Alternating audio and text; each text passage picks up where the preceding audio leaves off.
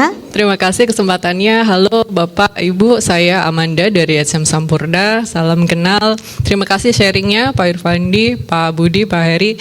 Pertanyaannya ada dua. Jadi yang pertama, bagaimana sih caranya kita membalance antara long term digital dan teknologi investment, dan tentu saja sekarang kita pasti punya short term business pressure ya Bapak. Jadi yang pertama. Yang kedua, bagaimana caranya kita membalance, sementara sekarang kita organisasi kan tentu ingin cost saving ya, atau productivity, dan juga membalance tadi the needs untuk additional investment di digital dan teknologi. Terima kasih.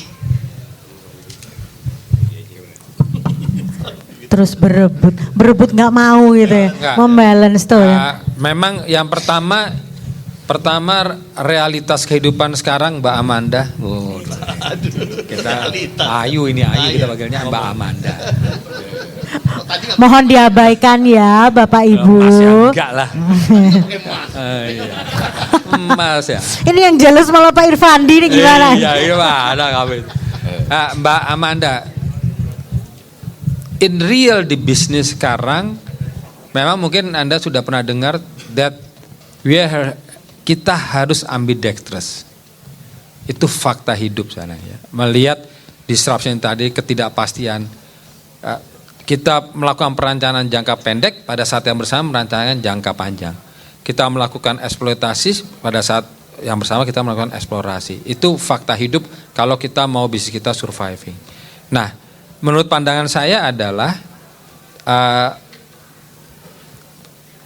kalau kita harus mereconfirm kalau teknologi ya, pertama jangan ikut-ikutan, dan kemudian kita harus mereconfirm, meyakini bahwa apa yang mau kita bangun akan memberikan value added. Itu yang saya lakukan. Jadi saya nggak pernah, udah tren ke sini kita langsung, I don't know. AI itu udah anak buah udah ramai dari kemarin. Kita sama shareholder udah didesak juga. Kita pakai AI. No. I have to make sure dulu gitu ya.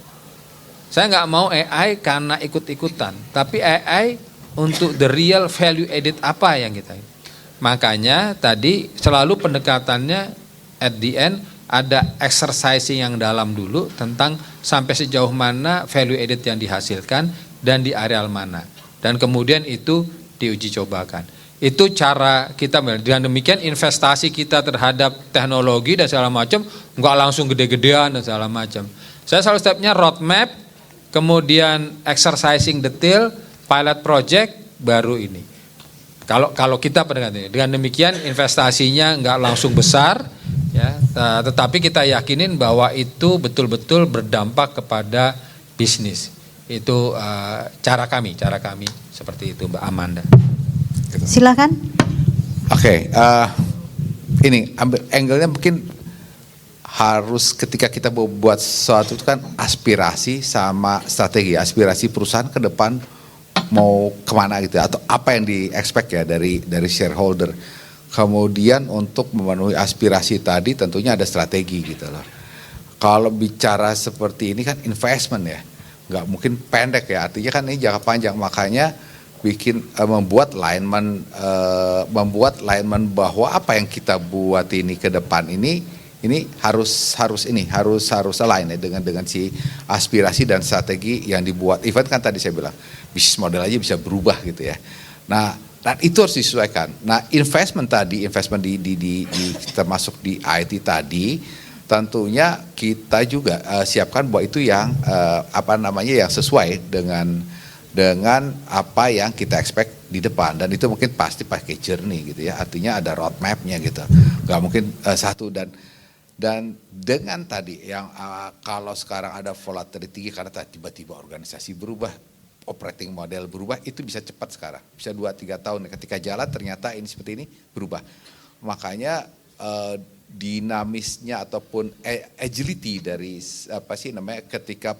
ketika kita memilih sebuah sistem itu buat saya safe rating gitu loh, karena kalau enggak nanti tidak bisa adapt dengan perubahan yang ada ke depan, dan itu yang biasanya jadi pertimbangan ketika kita membuat desain arsitektur daripada ini ya, enggak teknologi yang kita mau pakai. Ya, karena si organisasi tadi, kalau organisasi sekarang pasti sangat agile sekali gitu ya. Nah, dan itu harus dibuat, nggak bisa tidak karena bicaranya investment untuk jangka panjang betul. Investmentnya kan kalau IT itu kan panjang ya. Pas sudah dipakai emang bisa diganti lagi, enggak juga gitu loh. Makanya saya bilang tadi kehati-hatian memilih di awal menentukan, itu perlu ya.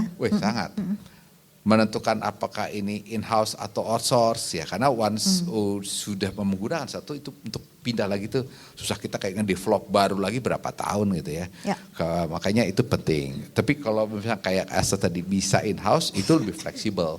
Tapi tadi mungkin perlu tim dan juga investment yang besar karena itu kan ini satu tim besar biasanya kalau yang dia pakai in-house development ya, beda dengan outsource gitu lah.